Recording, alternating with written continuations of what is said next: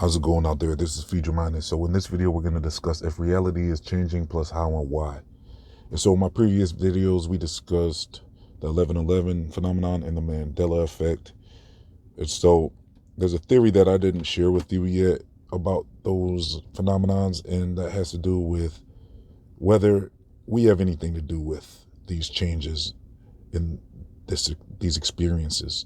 And so with 11/11, it can begin with seeing it on a clock. And then what happens is your subconscious could pick up on it and start thinking like more about it, because you might be the type of person to be interested in deeper knowledge and seeking truth. And your mind is kind of geared for that type of stuff. So when you notice it, usually it's on the clock, you might start thinking about it more and more. And then as you go about your day, your subconscious continues to think about it.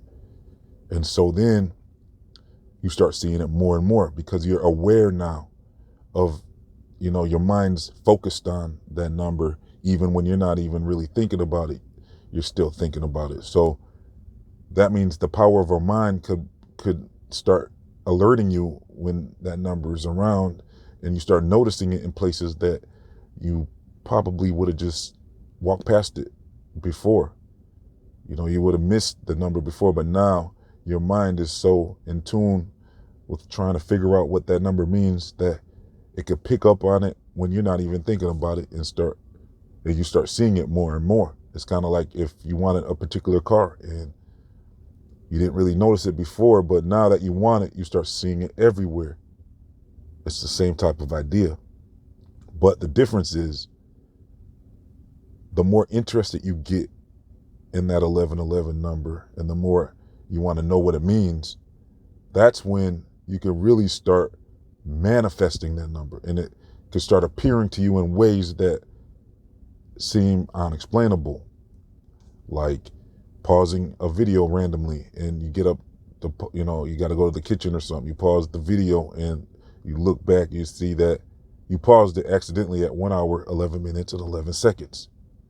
So then you start realizing that the number's popping up even in, just showing up in the most strangest places now. And that could have to do with, like I said, your mind seems to be bringing it to you now, like bringing you the number instead of just observing it. It's actually bringing it to you in ways that you can only explain as being, a phenomenon. So with the Mandela effect, people can see things. Like they remember things like Curious George having a tail or not having a tail. They remember things like the Bernstein Bears versus the Bernstein Bears, and it's just spelt differently. And they might remember the Monopoly guy differently. But the idea is it possible that the more people that remember it the wrong way and really believe that they are correct, like if they really believe something the wrong way, is it possible that if enough people believe the wrong way that they can change what happened? And then how far does this power go? Like if a group of people can remember something wrong and have the power to change it, change the what everybody else is seeing, that reveals a possible power because they say the more people involved in a belief can actually alter reality, because if your own personal belief can bring 11/11 to you in strange ways, then multiplying that with other people believing in similar things could really start altering reality. That's the idea behind this whole discussion, is that do our minds hold this power to do that? And so with the Bible, it says with the faith of a mustard seed, you can move a mountain. So who's to say that you can't do that? So because like if you wanted that mountain to move, it doesn't necessarily have to start scooting over and sliding, moving the earth and being a big scene like that. Who knows if it happens a different way? Maybe you insist that mountain's somewhere else, and You go to bed, wake up the next day, go back to the same place, and that mountain's where you said it was going to be. And you'll be like, was it that mountain? Yes, you ask your friends, wasn't that mountain over there before? And then everybody would be like, no, I think I always remembered it was right there. But you know that mountain moved. So you never know how things are going to happen. And so what powers does our mind actually hold, especially when it comes to belief? And could this actually affect history? With the Mandela effect, it appears that if this is what's happening, that means that group think and even individual think can change and alter reality and even history.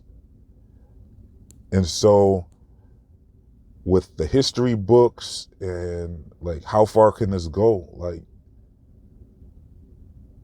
if this is what's actually happening, and I want to know, do you think that this is what's actually happening? Do you think that the mind has the power to do this? Because another example would be like how they say if you wake up and let's say you're in a bad mood, your whole day might, things might happen throughout the day that just make your day even worse, because your attitude and your energy about the day could be affecting your actual day. And if you wake up in a good mood, the opposite could happen. You might have the best day of your life and more good things happen throughout the day because you had good energy. And so they say people that do things to others, watch how you do to others as you would do to yourself. So if you're doing something to others, there's a chance that could happen to you. And so this could actually be a real thing. Our minds could have this ability and this power. And who knows if the authorities might even know that we have this power. The power of groupthink. And even the power of individual think. When you concentrate on anything and you start becoming aware of your abilities, we could start discovering that we hold more power than we thought we did. And we can actually change things, because really everything you see around you came from your mind, came from people's minds. Because when you see trees and buildings and products, like your iPhone or your phone came from the mind of somebody and ended up being a physical item. The idea of flying a plane was an idea before it became a reality. The trees, they say, was spoken forth by the Creator. The grass, the sky, everything seems to originate from thoughts and turned into physical things. The whole universe was spoken into reality. So on the smaller scale, like we said, even products and buildings and bikes and whatever, everything comes from your mind. It begins as a thought and then can turn into a physical thing. So this ability can even be, like we're saying in this video, that ability could actually be even more than just having a thought and making something. There could be abilities with this idea without even making the thing. Like your mind could possibly have the power to generate things that we're thinking into our lives and alter reality. So that's about all I wanted to share with you today. Let me know what you all think. Do you think we have these abilities in our mind? And do you think that they know?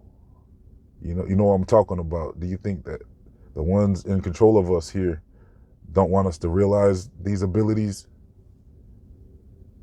So Let me know what you all think in the comment section and description box. If you can help this channel out, I'll leave a link. I have secret videos in the comment section and description box as well. I have some more videos if you want to do some more research with me, and all types of links. So check that out, and I'll see you all soon. Thank you for tuning in. Signing off.